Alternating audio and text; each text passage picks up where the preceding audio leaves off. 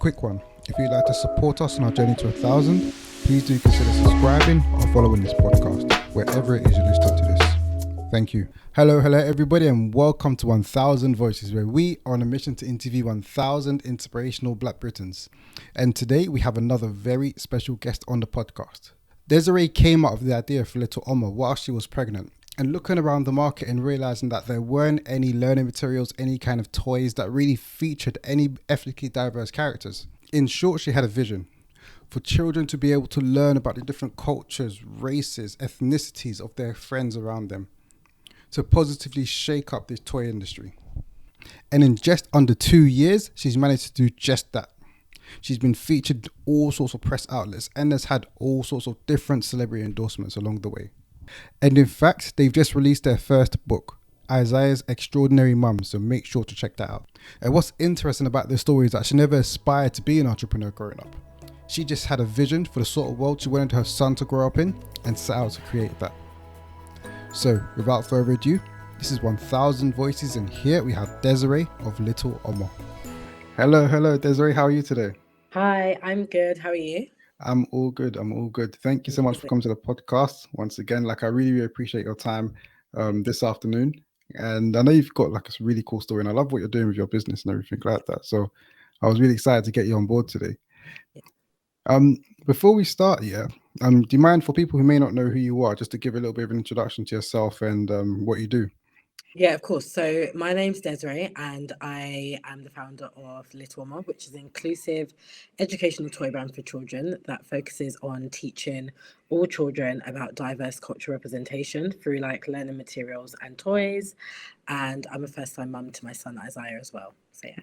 Amazing. That's so cool. Yeah, like I said, I really love what you guys are doing in your business. I think it's so cool what it stands for and everything like that. And it's when I look at what it is and what it stands for, it's like such a thing that's it's been missing, that representation, especially of our kids.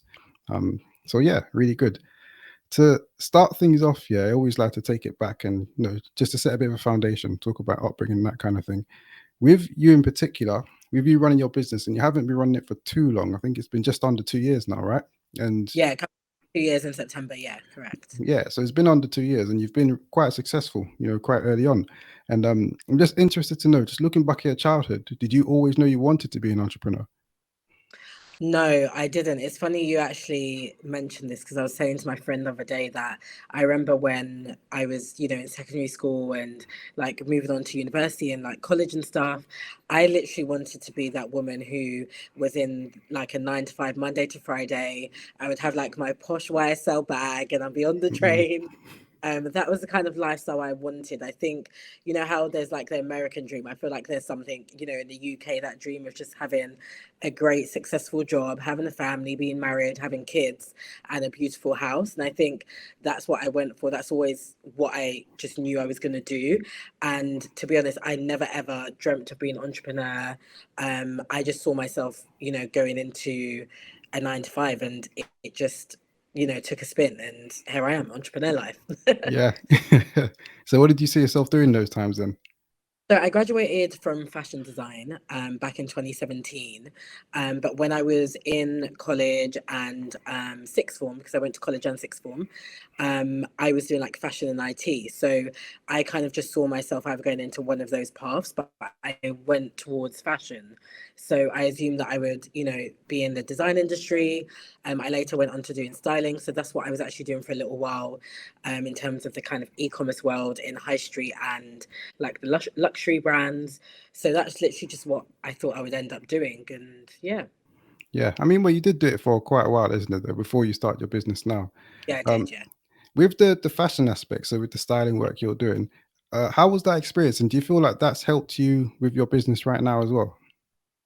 I would say the experience was, it was very full on. So in a way, maybe it's kind of similar to entrepreneurship, because when you're styling, it's not really a 9 to 5. You could be doing music videos, you could be doing celebrities. Obviously when you're doing e-commerce, brands like ASOS or Matches Fashion, it's more of a 9 to 5. But where you're stepping out of that and it's more celebrities, and it might be going abroad or something, there isn't really a time limit, because it's until it's done or until everything's perfect.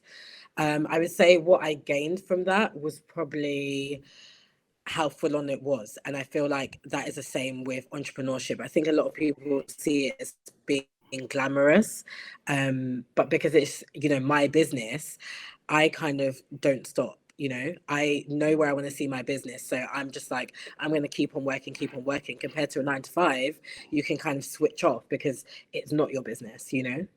Yeah, So yeah, for sure. And I, I sort of feel that in everything we do, basically who we are now is just a sum total of all the experiences we've been through prior.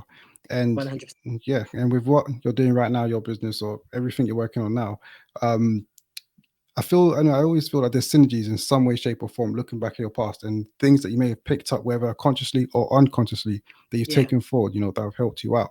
And when I look at, for example, Little Omo, when I look at the Insta page, yeah, and Yeah. like it's laid out very nicely, I can see clear brand colors, everything like that. Yeah.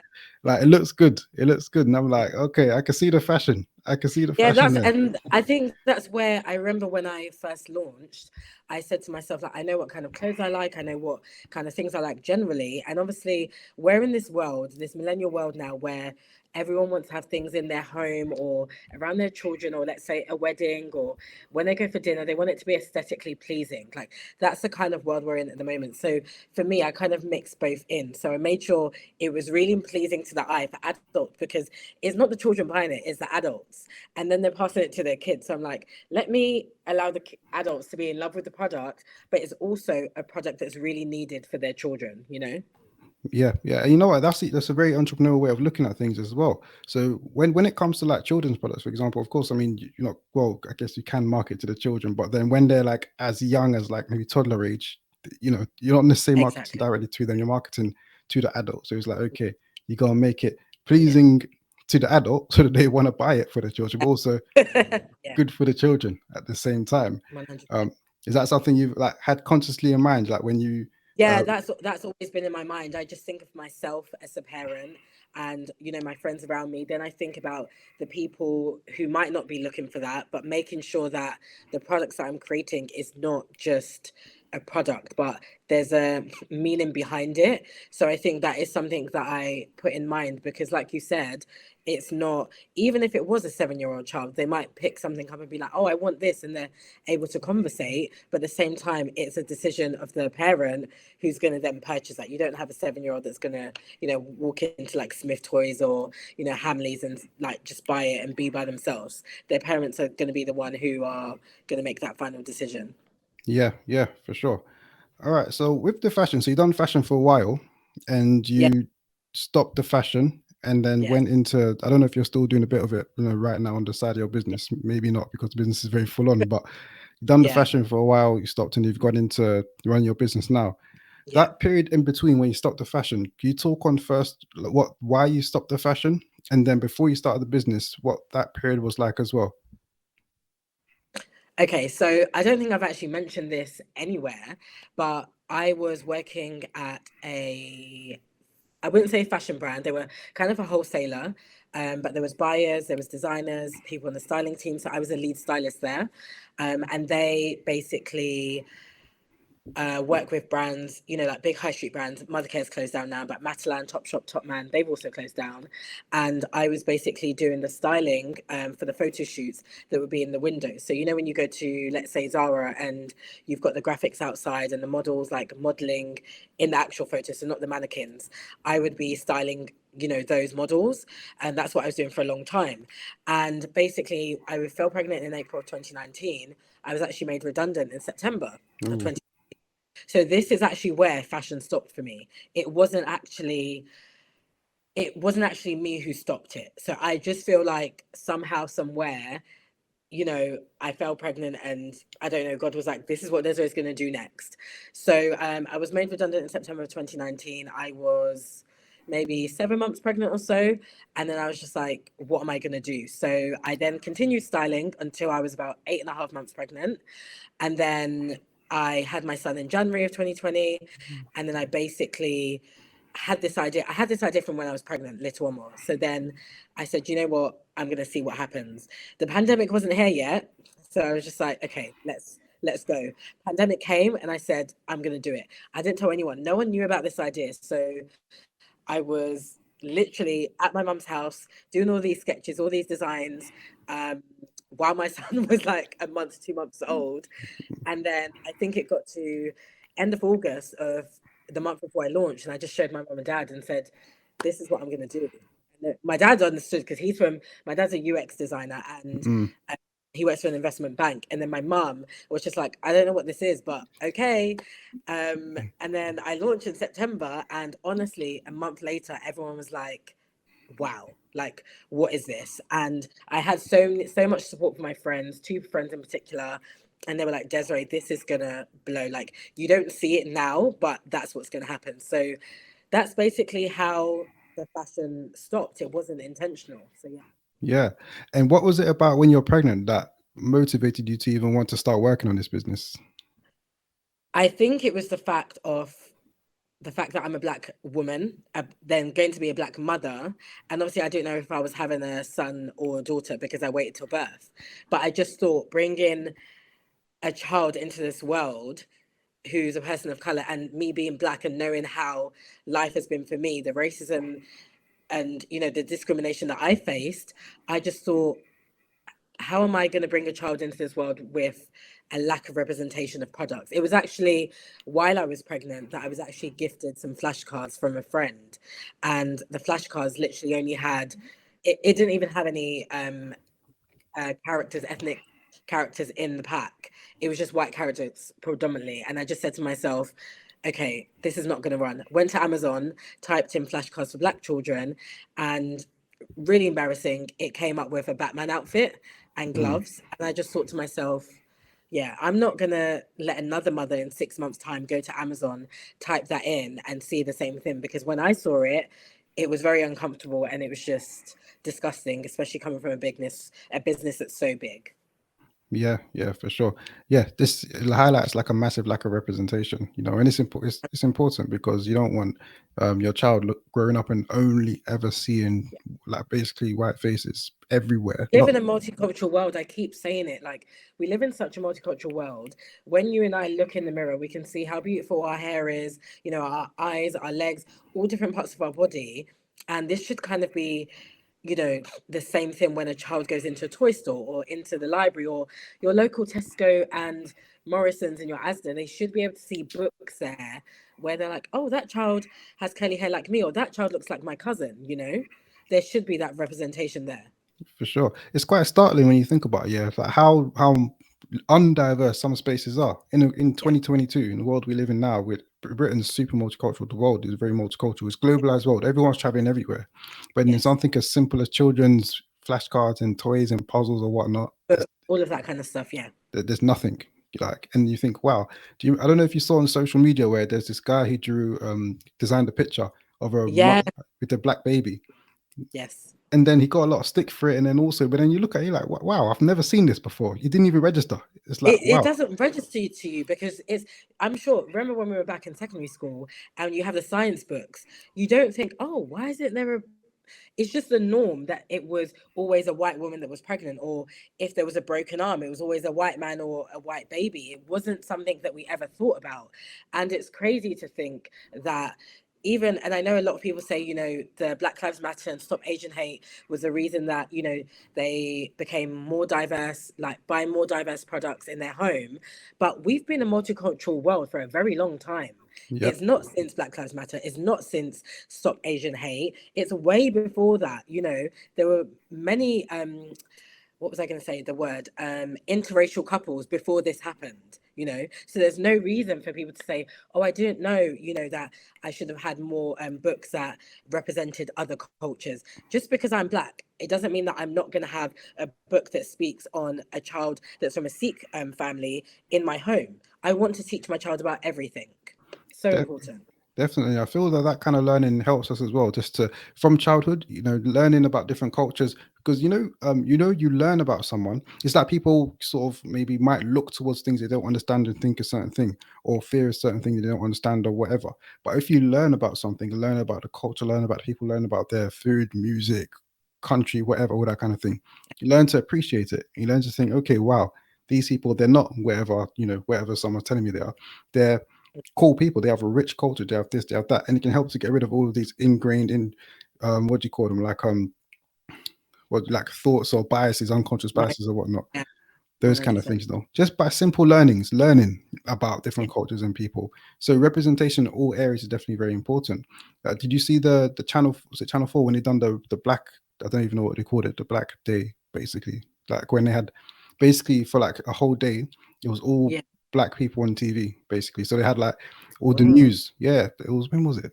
Probably nearly. Oh, yeah. It wasn't, you know what's funny? I know what you're talking about. It was on Channel 4 and it was Yeah, different programs. You know yeah, what I thought was very weird about that for me? Because I feel like the media, a lot of the time, when they focus on things to do with Black individuals, it's normally during Black History Month. But I felt like that wasn't really promoted because I remember watching it and I said, what's going on? Like, what's happening? Because I just know the media to tend to focus on, Black celebrities, actors, people that are doing very well during Black History Month. So it was very weird for me to see that because I've never seen that happen before. So yeah, I remember what you're talking about now. yeah. I can't remember if it was Black History Month or not. That particular day, I can't remember, and I can't remember the exact name, but like the Black Day, whatever they called it. But it was Yeah. quite cool. And you saw like all sorts of daytime TV, yeah. Because I never watched daytime TV basically. But then that's the first day in I don't even know how many years I've sat down and watching daytime TV, see like home improvement shows, and Yeah.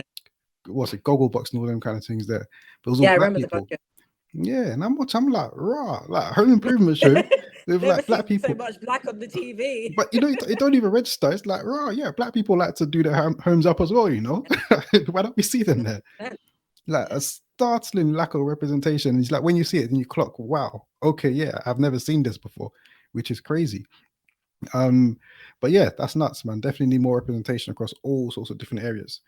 Taking it back to your business here, how does Yes. one even start a business like yours? Like, if I wanted to start up, I don't know, a clothing line, I know what steps I'd need to take to do that. To start up a children's, what do you call it, like learning materials and Yeah, toys, I would and say, yeah. how do you start that? I would say you first have to, two things I would say you would have to start with is research, and not even research into the products, research into your ethos, like what you want to do. A lot of brands you can see out there, Nike, Adidas, Zara, Hamleys, these are the big ones I'm thinking about. You can tell already what their ethos is just by looking at the brands already, knowing what they're doing, what kind of style they're going for, what kind of products they're selling. So I think it's about knowing what you want to do and the long-term goal as well. And I think that also comes into the name of your business as well. I think a lot of people sell themselves short by, let's say, for instance, if they're a toy brand, by putting education there next to it, but that's not needed. For instance, with Little Omo, I could decide tomorrow I want to do clothes for children, but it's not limited because of the name I've got. I think another thing is to have do a customer profile. I think customer profile is very important. So I have like three customer profiles. One's a parent, one's a relative, and one is just general people. So that's kind of knowing who your customers are. Because if you don't know who your customers are, your business is not going to sell. Let's just be honest. And the third thing, I did say two. The third thing, which I do every month, is a SWOT analysis. So that is strengths, weaknesses, opportunities, and threats. And that's basically, it's just really simple. Your strengths as a business, your weaknesses, places where, you might not be doing as well, opportunities, what's out there, what can you push yourself to do? For instance, when I started Little Omo, I was doing wholesale bit by bit, but then this year it's transformed that we're now in America, Canada, and Australia. Um, for the next few months, my biggest things to do is like partnerships, getting into a lot more stores, retailers. So that's something to do every month. So it's kind of like an audit in a way for yourself. So yeah, Mm-hmm. those are kind of my tips. I think once you've started that, then you can kind of push to what kind of products you want to do later. And how did you even learn all of this? Was it like a Google search? You know what? If I'm honest, it wasn't. I think it's my degree, fashion, because I graduated in fashion design. So when I finished, I did a six-piece collection, and we had to research a lot. We had to research fabric. We had to research designers, like Balenciaga. A lot of people love the Balenciaga of today, but we had to, the archives and stuff like that. That's what we had to research. So I'm just really good at that in terms of keywords, brainstorming, vision boards, mood boards, all of that kind of stuff. And I think that's what translated into Little Omo. I kind of saw it as how I did my, final collection in my last year of uni. Yeah, yeah. All right, that's really cool. It's really Yeah, cool. And with Little Omo, yeah, there's this you have a focus on sustainability. yeah, So you have like the wrapping paper is like recyclable and all of yeah. that and all sorts of stuff. I think no plastics. I think it was using the actual what's it, the toys or the products and that. Yeah, they're all so our puzzles are all handmade. All of our products are handmade in the UK. I'm in big support of UK manufacturers and suppliers. I think especially when it comes to children's products, you have to be so careful. So that's the reason why I made sure they were all made here in the UK. Of course, China, a lot of it's a lot cheaper, but I think it's just nice to be able to call someone at 9 a.m. who's your supplier, have that conversation. If something's, maybe missing or damaged, you can speak to them about it. And obviously my supplier as well, they handle children's products a lot of the time because they supply it to like nurseries and primary schools worldwide. So I just knew that I was with the right company. That's sick. That's sick. Startup wise, when you started the business, did you need a lot of startup capital? Was there any kind of constraints that made it difficult to start? So I actually had £1,000 saved, Yeah, and that's all I used, literally. I started off with the flashcards, and I think the flashcards I ordered 50 because obviously, if you order more, it works out less unit price. yeah.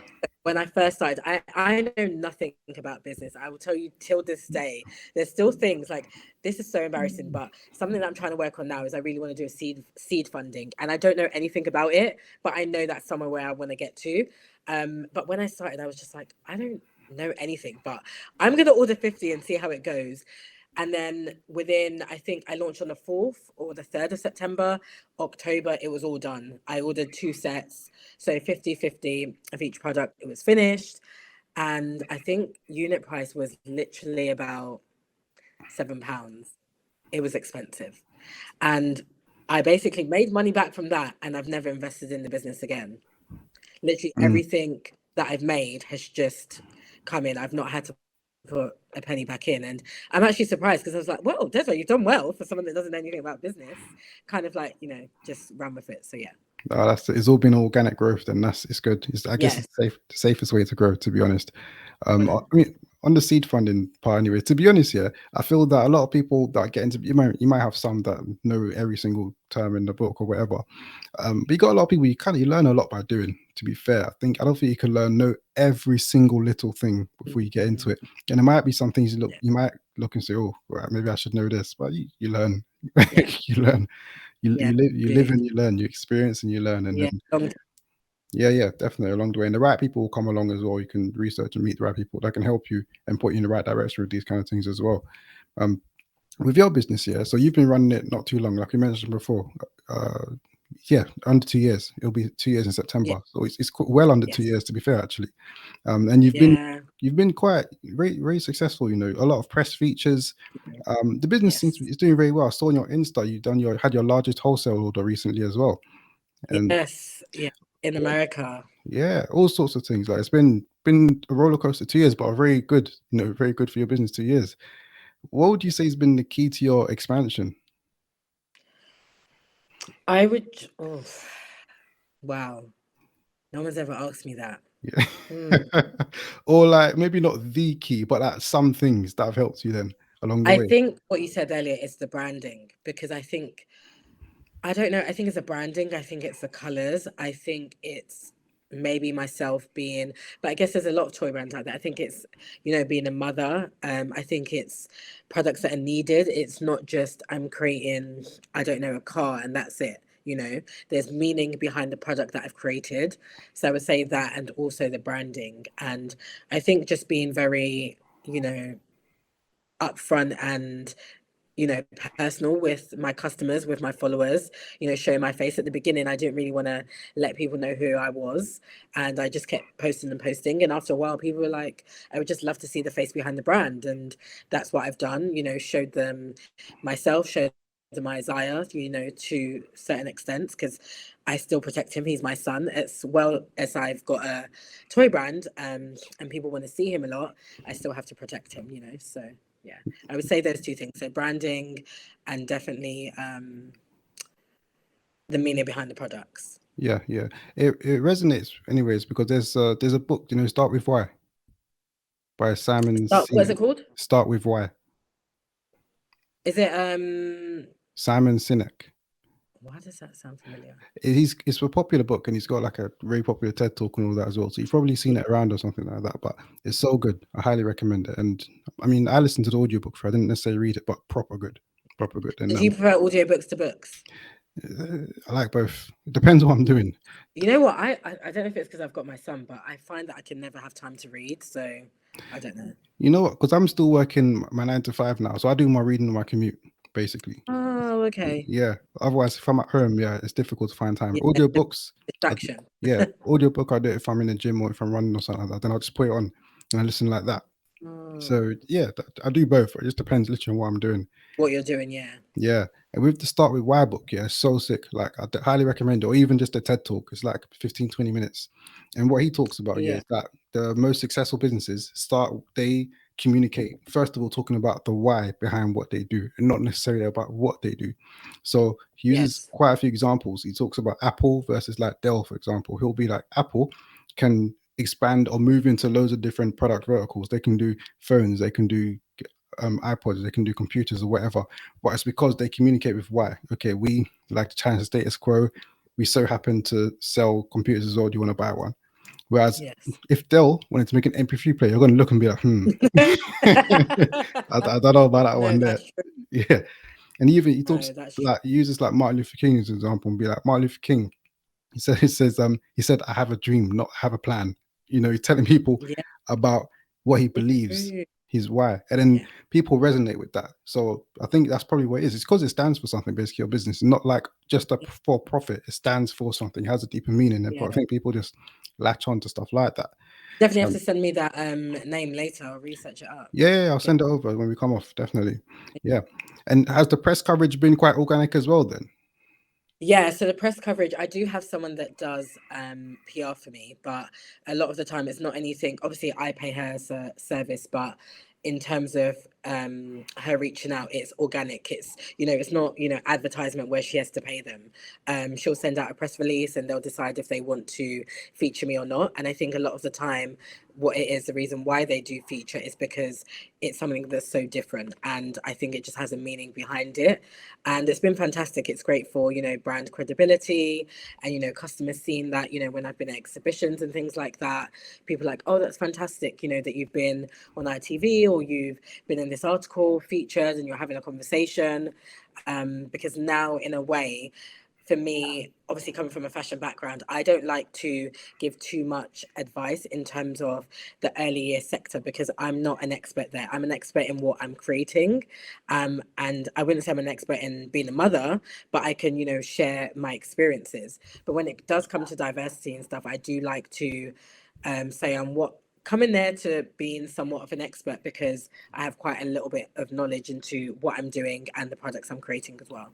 Yeah, that's real cool. And what's the reception been like from people, particularly non-black people and other like maybe professional bodies like schools or shops and that kind of thing as well? So I would love to tell you about an experience. So I'll tell you one with a black person, which you didn't ask for, which you'll probably be shocked by, is that I had a lady about, maybe it was last year actually, maybe October, November, and she said that my products had I needed to get rid of some of the black characters and it was too much. Right. Yeah, I know.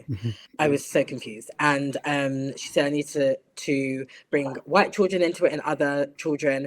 And the thing that people don't understand is that I've only been running for under 2 years, like we keep saying.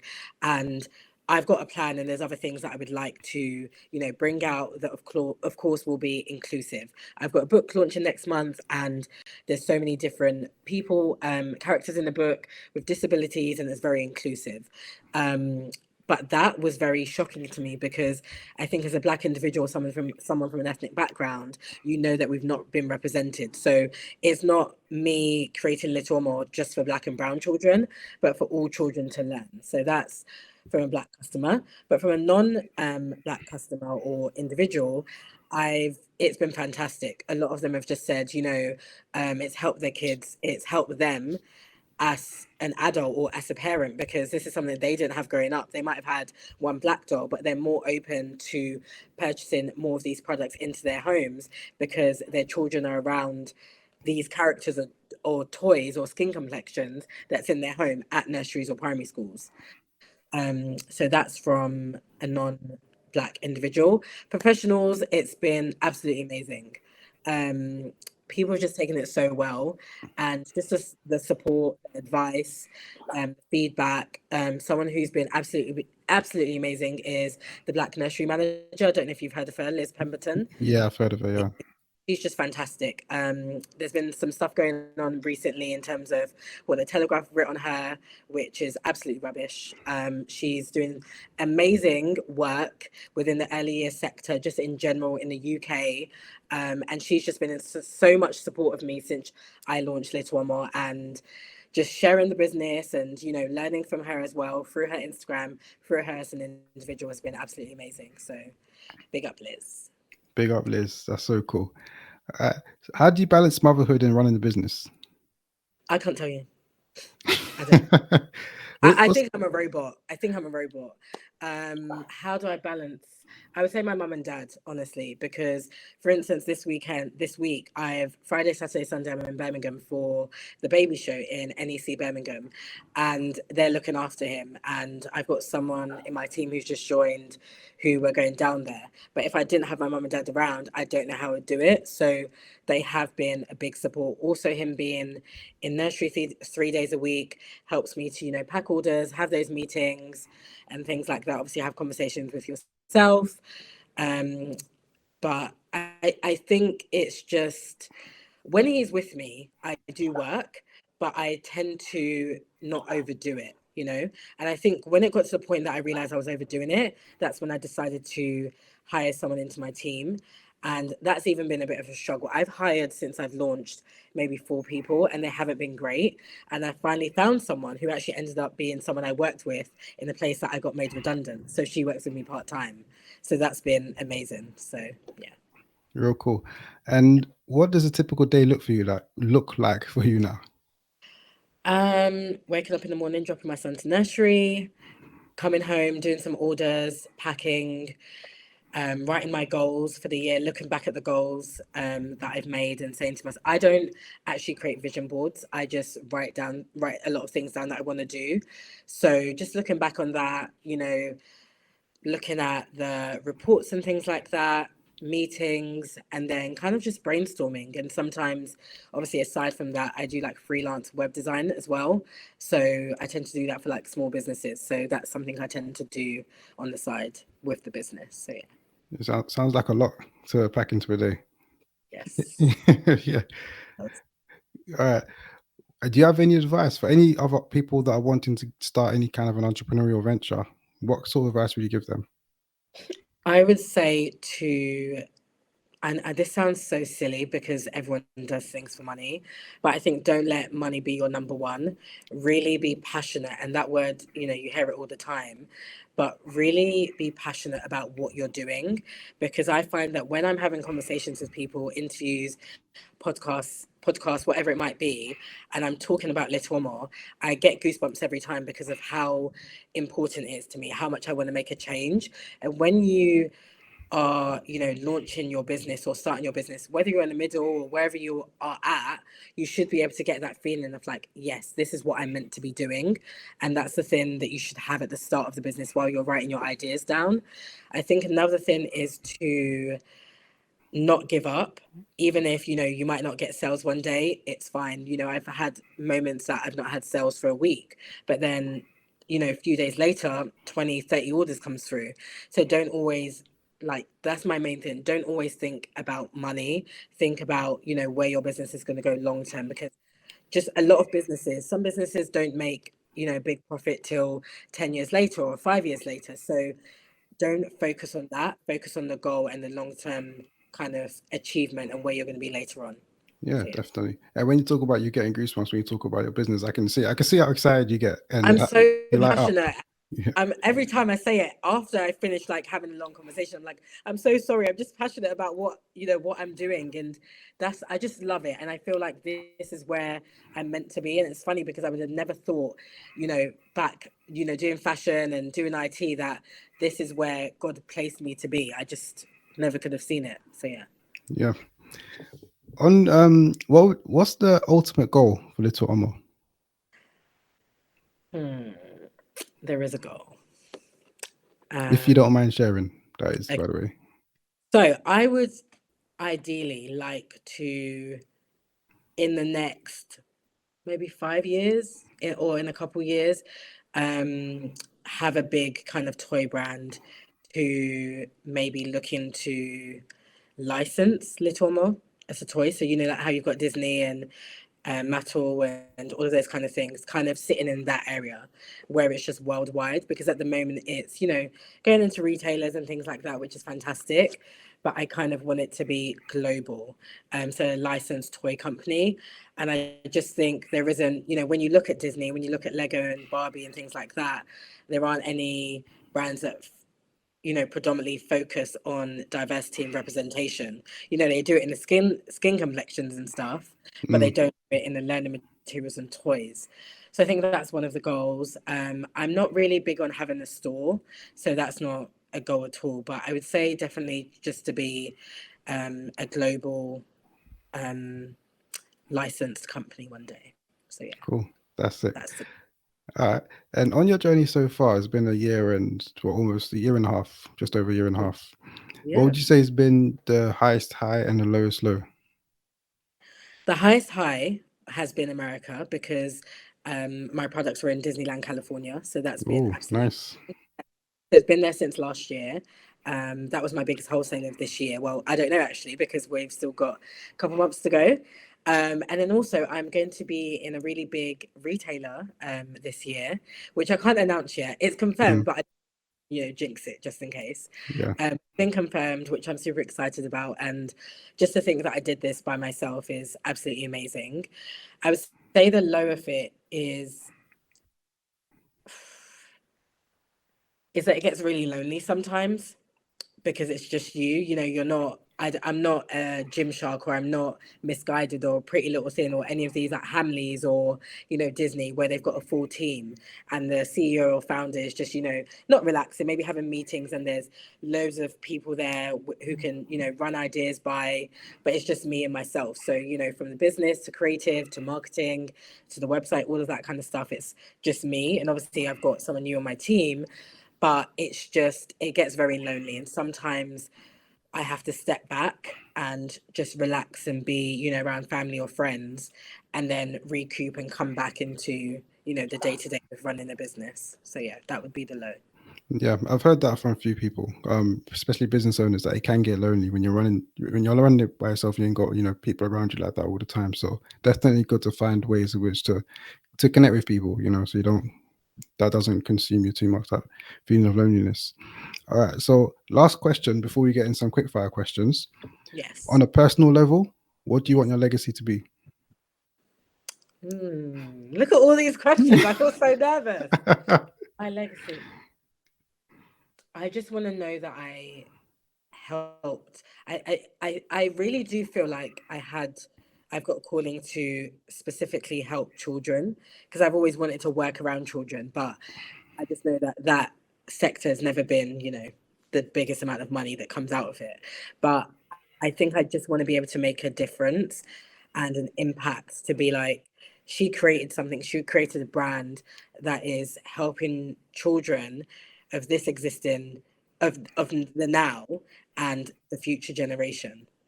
Because I feel like we live in, like we keep saying, a multicultural world, but we also live in a world that people are very discriminating to others, and it's also very racist at times.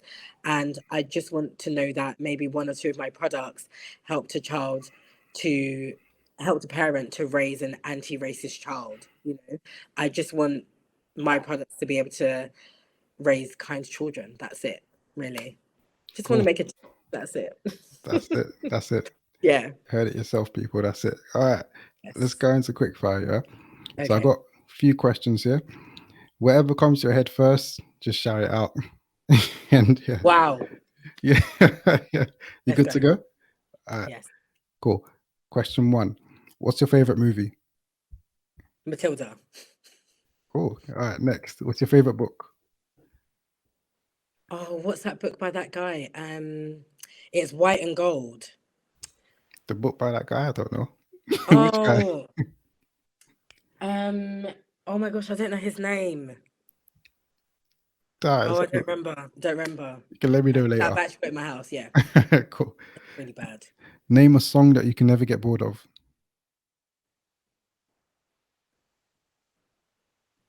She Don't by Ella May and Ty Dolla Sign. Cool. Yeah. If you could only eat one meal for the rest of your life, what would you pick? TGI's, I'll give you the whole listen. The chicken wings, the chicken strips, sweet potatoes, and a mojito Cool. All right. Next, how do you start your day? with my son. All right. Name three people that inspire you. My son, my mum, and my dad. And my brother. Can I say my brother as a fourth person? Okay, we can make it four. All right. What's the best advice you've ever received? Never give up. All right. If you were to dedicate the rest of your life to one charitable cause, what would you pick? Do you mean the actual charity or what it would be based around? What would be based around? Children. Cool. Last two. What's the kindest thing that someone's ever done for you?